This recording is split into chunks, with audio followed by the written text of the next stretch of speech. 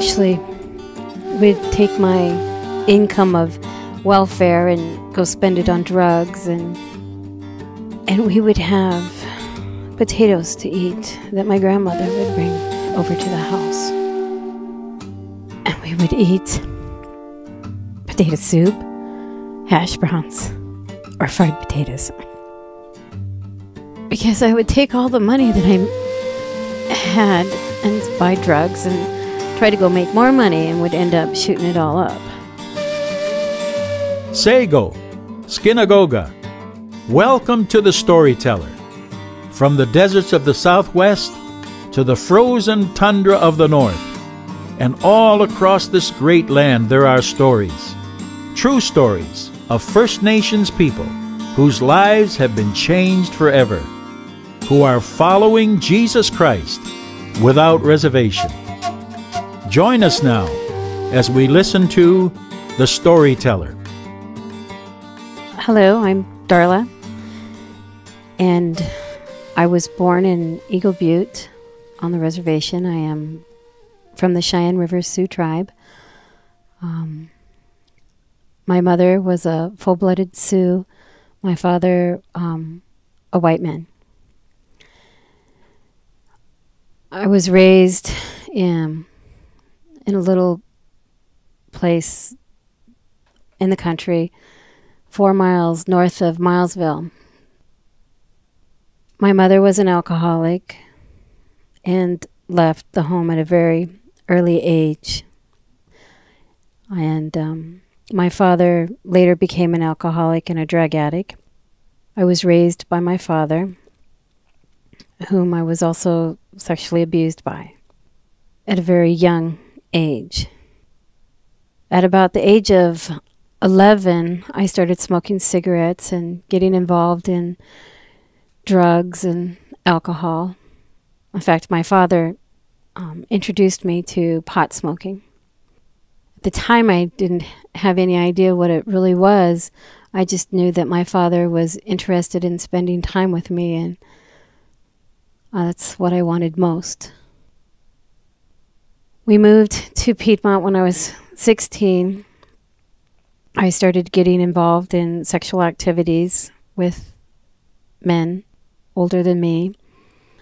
By the time I was 17, we moved to California, and I got very heavily involved in an array of drugs. I started with just popping pills and smoking pot and drinking. And I did that for about 4 years. I got to the point where I was shooting up crank and coke. And I was very angry. But I didn't know why I was so angry. And I just hated the world.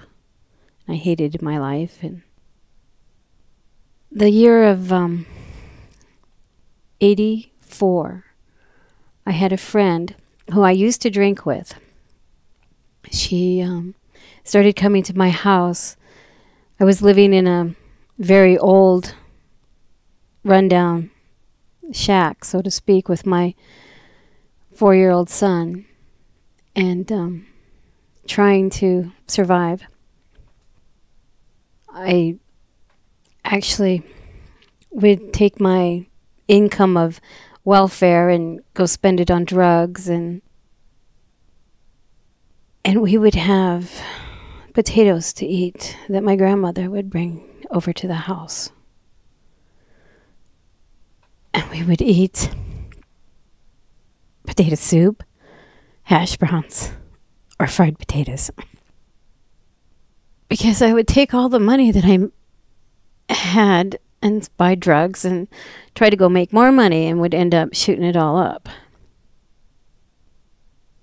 I can't say that I was a very good mother.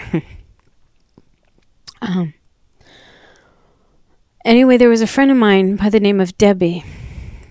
I can't remember her last name. I remember what she looks like. I used to drink with her. I used to party with her. And then for a while, all of a sudden, we didn't see her anymore. And then she came over to my house one night or one day, and she had a Bible with her.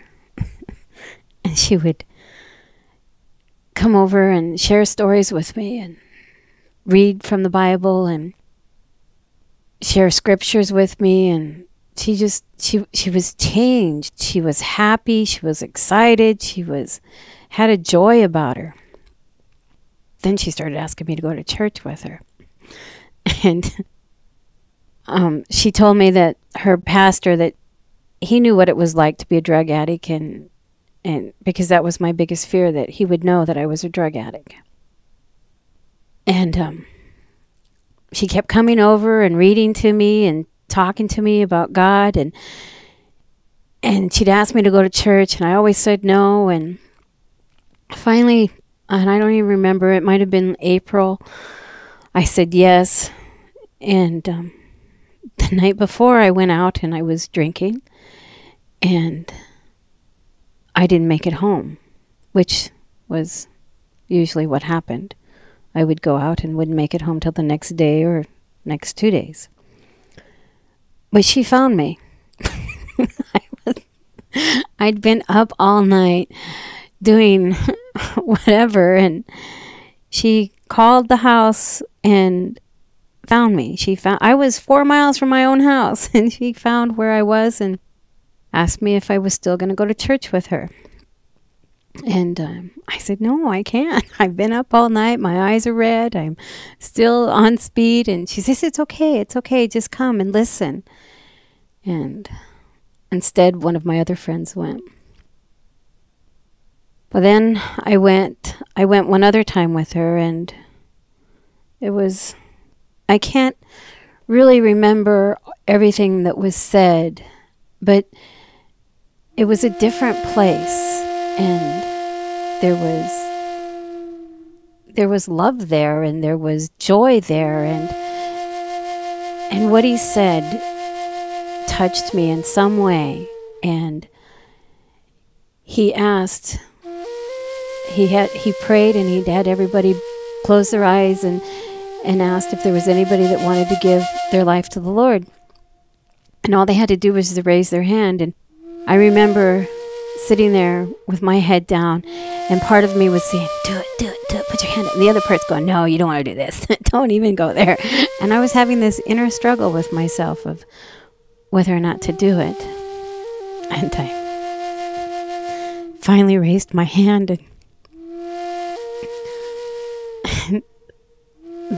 then I started crying, and the services went on, and when they closed, he came over, and my friend came over, and they were both just hugged me and greeted me and welcomed me into their family, and I was just bawling, and I was shaking, and I didn't understand why. And we went into another room, and they sat down and they spoke with me and read some scripture, and we prayed, and it was a moment I will never forget. And that was in the year of 84, and in California. Then things had happened. I was being watched by some federal investigators because I was selling for one of the dealers in town. And they were watching my house and who I was selling to, and my friend, he came over and said, "Don't worry, Darla," he said, they'll take your son, but I'll get him first, and then I'll come get you." And I was just out of it. And my father had intervened and said that if I got out of the state of California, he would give me the car. So I started to pack things up, and I headed out in December and moved back to South Dakota. And I had called my mother, whom I had been estranged from for years, crying, and I told her I needed help, and she asked me what was wrong, and I said I didn't know, but I needed help. I was sick and I needed help, but I didn't know what was wrong with me. So I came back to Bridger, South Dakota, which is out in the middle of nowhere, and my son and I stayed in this little trailer, and I would read my Bible, and I would go down to the community of Bridger and have Bible study, and I did that for a few months. I had felt that joy and that peace that I'd seen in that church. Then in the summer of '85, my son had been taken from me by his father. He came to South Dakota and took him and back to California, and I had no idea where he was. I didn't know how to get a hold of him. And I lost. I went kind of crazy at that point because I lost everything that I'd had with the Lord. I was trying to do everything on my own. All I wanted was my son back. I had to go back to California and find him.